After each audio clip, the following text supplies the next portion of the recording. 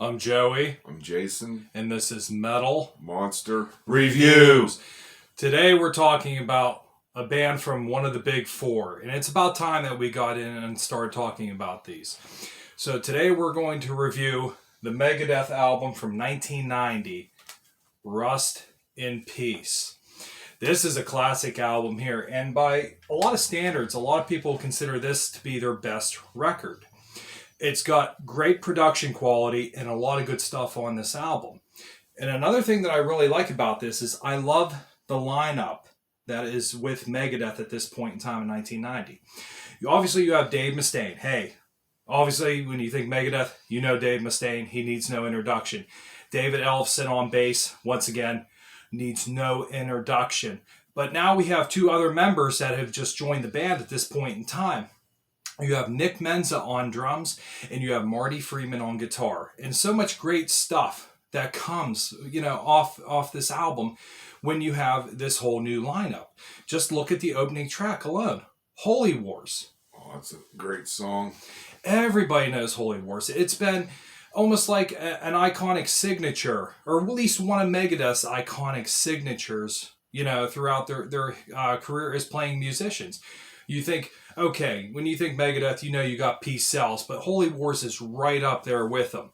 But there's so many other good songs that come off this album too. Hangar 18, Take No Prisoners, Five Magics, and another little classic off here too is one of their shorter songs, Dawn Patrol. Another one that always catches me is Tornado of Souls. Yeah, that is a really cool song. I mean, it's got great guitar work coming in. And it's just a really cool song to hear, too. And hearing them play that live, matter of fact, we've actually been privileged. We actually had a chance to see them about 10 years back doing the 20th anniversary of this whole album. Oh, it was great. They played it start to finish. No break. I remember when they finished playing, Dave Mustaine's like, thank God that fucking album's done. Yeah, Dave Mustaine standing up there, and we thought, okay, the show's coming to an end. He's like, well, I got that fucking record out of the way. Now I can talk. And one interesting thing that I remember about seeing that show was that when you heard them play that album from start to finish, it almost sounded like listening to it live. When you're hearing it live, it almost sounds just like listening to the album at home. And that's something cool about Megadeth is that they're one of those bands to me that when you hear them live, it almost sounds like the album. And there's not many acts that really do that or can even sound like that, with an exception of the late, great Ronnie James Dio, who down the road we will do a review with. I promise if any Dio fans, we will review some Ronnie James Dio stuff down the road. But listening to Megadeth play this album live, it sounded like listening to it at home.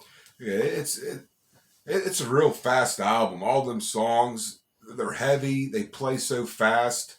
And when we saw them, to play that album start to finish, no breaks. They didn't take one break. As soon as they finished the one track, boom, they're right in the other one. It was like 3 seconds lapse in between them. It's just like listening to it at home.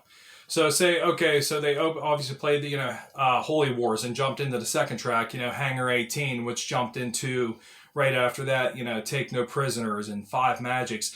And it's really cool hearing some of these songs live because who knows, maybe there's some songs off this album that they haven't played live in a long time. So that gives somebody a chance to see, hey, listen, I've seen these guys live and it was great hearing something that maybe you weren't expecting to hear. And even like just the opening acts that were with them too was a great thrash metal show because we had Exodus and Testament opening that show as well. So if you haven't heard this, give this a listen. I can't stop and just talk about this enough. The production quality on this is great. You have a lot of fast drum work coming in from Nick Menza, and Marty Friedman is a great guitarist. So you have a lot of cool stuff coming in. As we mentioned earlier, Tornado of Souls, a lot of great guitar work coming in there. Wouldn't you agree? Oh, yeah. And I think some of Dave's vocal work on this album is great too. You always know Dave Mustaine's vocals. He has a sound that it's not mistaken. When you hear Megadeth and you hear Dave Mustaine, it's him. And like I said, just even this is their fourth album. coming in here at 1990.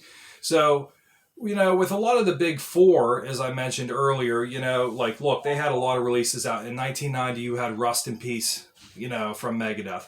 Slayer had Seasons in the Abyss, Anthrax, Persistence of Time, and Metallica was in the process of recording and working on the Black Album. So you had a lot of cool stuff coming in at that time, but Rust in Peace really stands out amongst a lot of those records, for sure.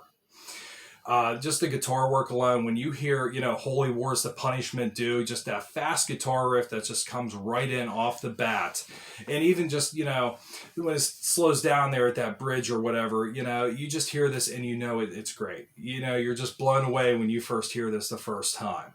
That first track, just starting out, it's awesome. And then when Dave starts singing the first lyrics, brother will kill brother, it's like, whoa. Yeah, spilling blood across the land. I mean, it just gets you pumped up. And this is something that I would highly recommend for anybody who's never listened to this album. Hey, take 45 minutes of your life and sit down and listen to it, because you will not regret it.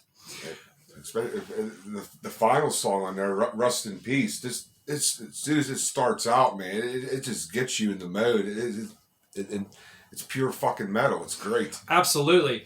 And you hear some great drum work from the late, great Nick Menza. And just in the beginning of that song, with a Rust in Peace there, when you just hear those drums coming in, you realize what a technical and good drummer he was. So, you got these great musicians here on this album, for sure. And which, Megadeth has, over the years, had a lot of great musicians as well, So this is something to definitely check out, for sure.